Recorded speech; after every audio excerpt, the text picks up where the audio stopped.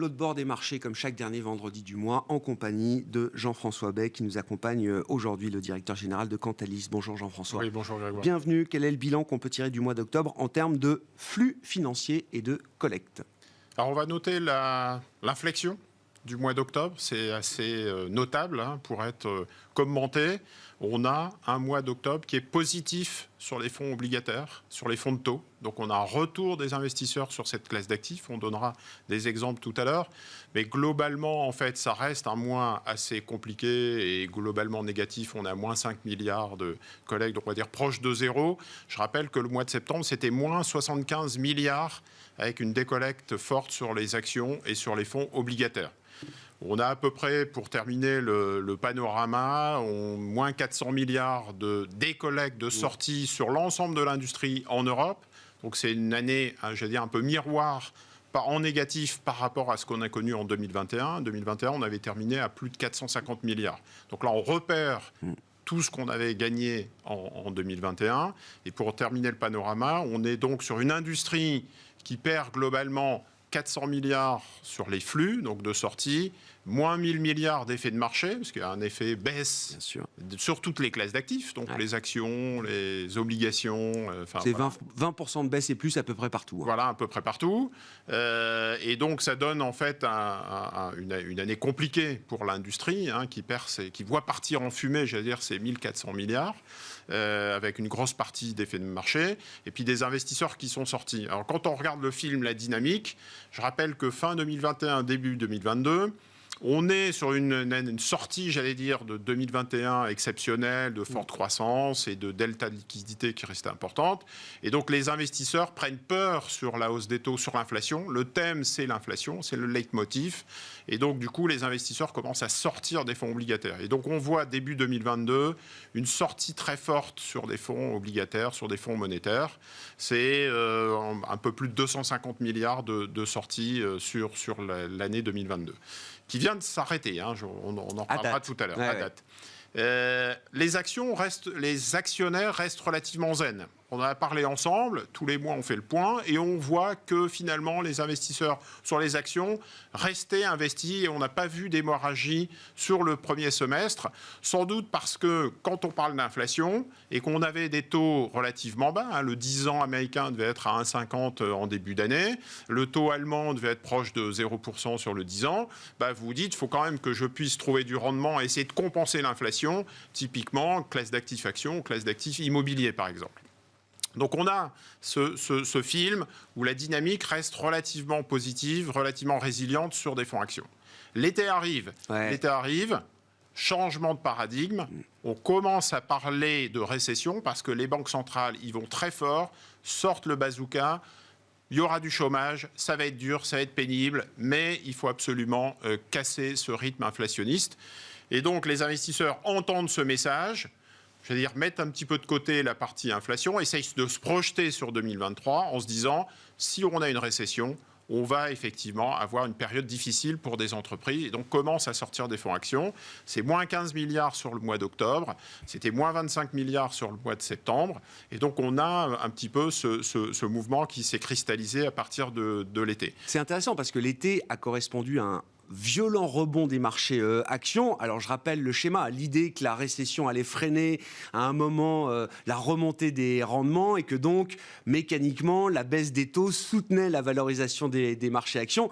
Vous dites, les investisseurs, ils ont profité de ce rebond pour sortir justement des actions, ce qu'ils n'avaient pas fait jusqu'au mois de juin, d'une certaine manière. C'est ça. Le mois de juin restait relativement positif. On a un genre de bear market rally et à partir de l'été, il commence à sortir et ça s'accélère en septembre et encore en octobre. Je pense qu'il y a un phénomène un petit peu quand on revient au price earning d'investisseurs qui se disent, s'il y a une hausse des taux, on revoit les valorisations, on revoit le P, le price et le cours sur bénéfice en français. Donc on va revoir cette partie cours et donc les investisseurs, les actionnaires revoient les valorisations de leur portefeuille. Et donc on a cette baisse de marché liée à la hausse des taux. Et se pose la deuxième vague, le earnings, la sortie des bénéfices, où on se projette sur 2023 en disant j'achète quand même les bénéfices. Donc s'il y a récession, il y aura baisse des bénéfices. Donc finalement, on s'attend à une deuxième vague de baisse. et on est à la recherche un peu des indicateurs sur telle ou telle entreprise de tech, vous voyez, Facebook, Amazon, etc. On regarde si les résultats et les bénéfices seront en ligne, et donc on attend cette vague de baisse, et avec un discours qui était quand même assez négatif de la part des gérants qui attendaient le pire. En revanche, du coup, si on parle récession, tiens, les obligataires ont chargé le fusil, ils ont la poudre sèche, ils sont sortis, donc ils se disent, tiens, c'est peut-être le moment de rentrer. Le monétaire, puisque les fonds monétaires collectent, la BCE vient d'augmenter les taux à 1,5, le Euribor 3 mois délivre du 1,60%, 60% c'est mieux que du négatif, je peux peut-être commencer à revenir sur des fonds monétaires. L'obligataire emprunt d'État, il paraît que l'Italie délivre du 4%, ou les États-Unis délivrent du 4%, ou l'Angleterre, 4% dans l'absolu, ça ne compense pas l'inflation, mais à long terme, sur 10 ans, ça peut être intéressant d'y revenir. Le crédit qui a souffert en liaison avec la révision des valorisations actions, c'est du 6 et quelques de spread sur le crédit Trax Crossover, donc sur le high yield. 6 plus 4, ça fait 10. Tiens, 10% de rendement sur du high yield. Ça se regarde. Et 10% de rendement sur du high yield pendant 5 ans, c'est mieux qu'un fonds en euros qui délivre du 1%. Alors, ça couvre pas mal de risques à ce niveau-là. Ça couvre pas mal de risques. Je vous ai donné des exemples. J'ai regardé les portefeuilles des fonds high yield. Du Lufthansa 2028, c'est 7,30% de rendement jusqu'en 2028. On voit les résultats des compagnies aériennes encore aujourd'hui avec Air France. C'est pas mal. L'Oxam qui loue du matériel aux entreprises, du 2027, c'est 8,5% de rendement jusqu'en 2027. Du Renault 2026, c'est du 7,5%. Du Eramet 2025, avec les tensions sur les matières premières et le nucléaire, c'est du 8,30%. Donc ça se regarde. Et donc du coup, comme les particuliers ou les réseaux ne peuvent pas rentrer dans des obligues... On ne peut pas faire de bond picking quand on est particulier. C'est un peu compliqué. Plus compliqué. C'est faisable dans beaucoup de pays comme en Italie, ce n'est pas faisable en France. Et donc, du coup, on demande aux gérants obligataires de lancer des fonds à échéance, ou en tout cas de revenir sur des fonds à yield crédit pour pouvoir capter. Et donc, c'est à ce à quoi on assiste en ce moment. Donc, peut-être pas revenir... Le message, c'est peut-être pas forcément revenir sur les actions encore tout de suite. Il y a peut-être encore des incertitudes. En tout cas, c'est ce que nous dit le marché. Mais en tout cas, sur les obligataires... Les produits à taux fixe. Produits à taux fixe. Voilà. L'autre élément qui est intéressant, c'est que vous avez vu la petite musique des banques centrales qui distille le message. Bon, on a quand même été assez fort. Peut-être qu'il va falloir mettre un peu d'eau dans notre vin et on va peut-être faire attention. J'ai la Banque du Canada qui, au lieu de sortir 0,75, a augmenté de 0,50 dans un discours qui dit fin de son cycle de resserrement monétaire. Donc elle parle quand même de fin de cycle.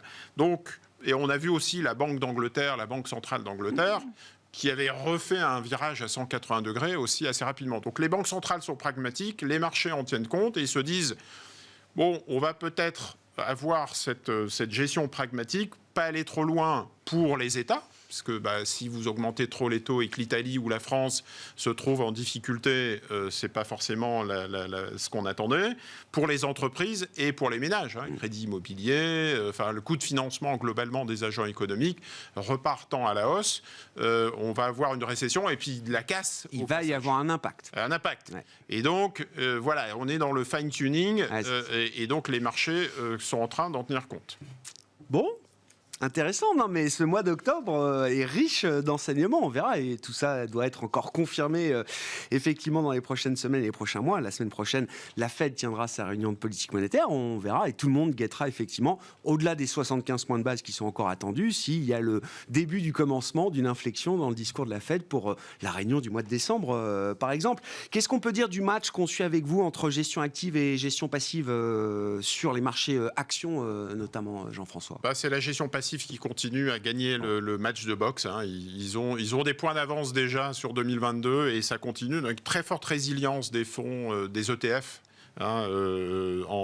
Donc des fonds indiciels cotés en bourse. Il y a un peu de dissonance quand même, parce que moi j'entends beaucoup, alors évidemment chacun prêche pour sa paroisse, mais beaucoup de gestionnaires d'actifs qui remettent en avant quand même l'idée de forte dispersion de marché égale stock picking. C'est un marché de stock picker, en théorie, en tout cas. Dans les flux, c'est pas ce qu'on observe aujourd'hui. Alors, c'est pas ce qu'on observe dans les flux. Donc, les investisseurs, si vous revenez sur une partie obligataire, typiquement emprunt d'État, crédit, l'ETF obligataire est quand même l'outil véhicule plus intéressant, en disant tiens, je refais un iShares Corporate Euro, etc., ou emprunt d'État, et c'est ce qui est joué aujourd'hui.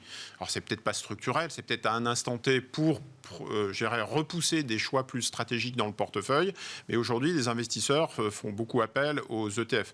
Je vais vous donner un chiffre, Grégoire. Sur 8 ans, sur 5 ans depuis le début de l'année, il y a à peu près 10% des fonds actifs qui surperforment leur indice. 10%. Ça veut dire qu'il y a 90% des fonds actifs qui sont en dessous de leur indice. Si vous prenez aujourd'hui les actions françaises, il y a 10 fonds sur les 100 fonds, il y a 10 fonds actifs qui surperforment l'indice, et ensuite vous avez des ETF, des ETF, des ETF. Donc c'est un message qui est aussi compliqué pour des investisseurs qui se disent je vais faire appel à des gestions actives, mais qui pour l'instant, dans un environnement compliqué, s'en sortent pas si bien que ça. J'en veux aussi pour preuve une sorte de dichotomie entre ETF d'un côté et fonds très très actifs de l'autre. Private equity, immobilier, infrastructure. Donc les investisseurs ont un peu une barbellisation, j'allais dire, de leur portefeuille sur si je veux vraiment des gérants de conviction en actions, je vais investir dans le private equity. Dans mon côté. J'ai un PER, j'ai 20 ans devant moi et je peux peut-être mettre une petite partie de mon côté. Merci beaucoup Jean-François pour cet éclairage mensuel qui prend une dimension particulière au terme de ce mois d'octobre. On l'a vu, cette inflexion sur un regain d'appétit pour les produits à taux fixe et pour les marchés obligataires dans un contexte où l'idée d'une récession avance désormais après un choc monétaire sans précédent sur les 6 derniers mois. Merci beaucoup Jean-François. Jean-François Bay, directeur général de Cantalis, qui était avec nous en plateau comme chaque dernier vendredi du mois dans Smart Bourse.